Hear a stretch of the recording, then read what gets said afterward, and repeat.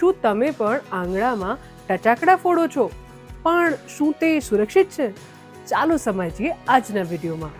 આંગળીઓમાં ટચાકા કે ટચાકડા ફોડવા એટલે હાથના નાના સાંધાની આસપાસ હાડકાં, સ્નાયુઓ અને અસ્થિબંધનને ખેંચવા, જેનાથી ટચાક એવો અવાજ આવે છે.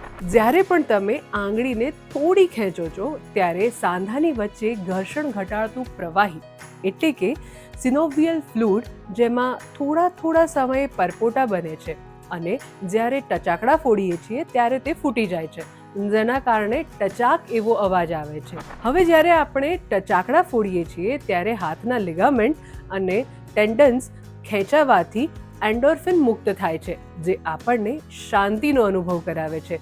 આથી મનોવૈજ્ઞાનિક રીતે આ અવાજ આપણને રાહત આપે છે.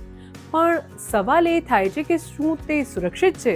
સામાન્ય રીતે આંગળીઓના ટચાકડા ફોડવાથી કોઈ આડઅસર થતી નથી અને તેનાથી સાંધાને કોઈ નુકસાન થતું નથી.